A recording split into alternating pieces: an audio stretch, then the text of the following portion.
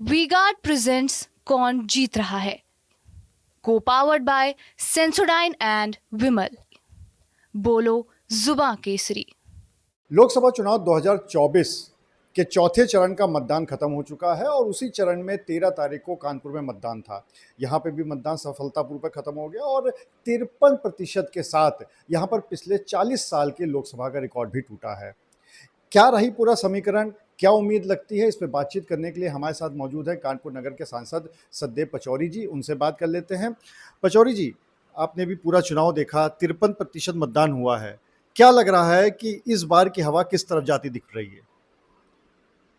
देखिए, कानपुर में जो कार्यकर्ताओं ने 2 साल इधर परिश्रम किया है, घर घर में बीजेपी को पहुंचाया है और विकसित भारत संकल्प यात्रा के कार्यक्रम सबसे ज़्यादा अगर कहीं हुए हैं पूरे देश में तो वो कानपुर में हुए हैं और वहाँ पर लाभार्थियों को लाभ भी दिया गया है और भविष्य के लिए उनके रजिस्ट्रेशन भी हुए हैं।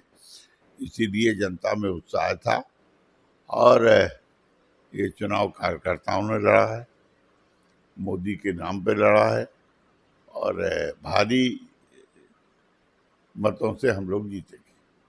लेकिन इस बार के चुनाव में एक बात बहुत आ रही थी कि जो नए प्रत्याशी को दिया गया है इस बार टिकट, तो पूरे चुनाव में विपक्षियों ने कहा कि वो बाहरी हैं, आलोक मिश्रा जो गठबंधन के प्रत्याशी हैं वो यहाँ कर हैं। तो इस बात को लेकर भी काफ़ी चर्चा रही, इसका कितना असर पड़ता दिखाई पड़ रहा है? देखिए,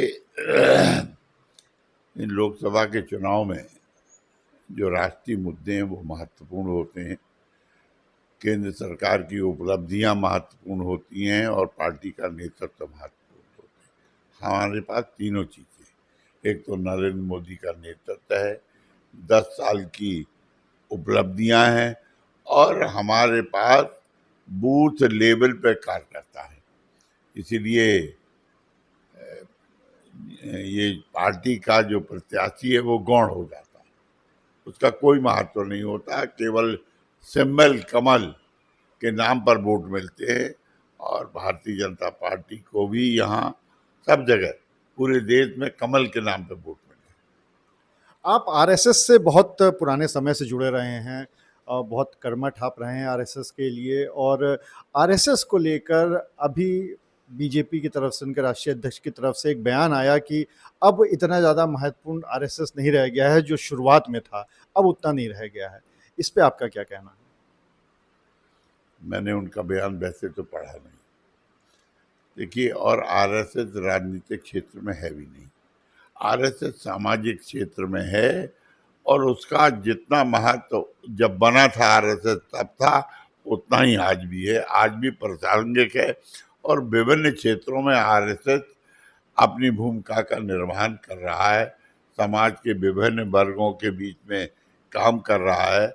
जैसे उदाहरण मैं आपको दे दूं कि हम लोग दिव्यांग कहते हैं, वो लोग सक्षम कहते हैं, दिव्यांगों के बीच में भी आरएसएस का काम है। और शिक्षा के क्षेत्र में तो विद्या भारती के माध्यम से उन्होंने काम किया है, मजदूरों के बीच में मजदूर संघ ने काम किया है, आज भी कर रहा है। सबसे बड़ा मजदूर संघ का संगठन कोई है तो वो है विद्यार्थी परिषद के बीच में, विद्यार्थियों के बीच में विद्यार्थी परिषद काम कर रहा है। तो ये आखिरी में अल्टीमेटली वोट किसको देते हैं? बीजेपी को देते हैं, क्योंकि भारतीय जनता पार्टी को बनाया किसने? आरएसएस ने बनाया, इसलिए वो अप्रासंगिक नहीं हो सकती।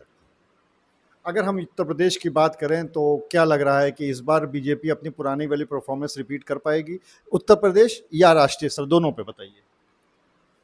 देखिए, पहले हम 303 थे और मुझे उम्मीद है कि हम 3.5 से पहुंचेंगे, और उत्तर प्रदेश में हम 63 थे और मुझे उम्मीद है कि हम 75 पे पहुंचेंगे। तो आप थे सचदेव पचौरी जी जिन्होंने साफ तौर पे कहा कि आरएसएस भी काफ़ी महत्वपूर्ण है और बीजेपी को भी आरएसएस ने ही बनाया है। और इसके साथ ही साथ जहां तक अगर हम यहाँ की बात करें कानपुर की, तो प्रत्याशी गौण हो जाता है, क्योंकि लोकसभा चुनाव में जो राष्ट्रीय मुद्दे होते हैं वो ज़्यादा महत्वपूर्ण होते हैं। अनुराग अग्रवाल, टीवी 9, कानपुर। वीगार्ड प्रेजेंट्स कौन जीत रहा है, Co-powered by Sensodyne and Vimal. बोलो जुबां केसरी।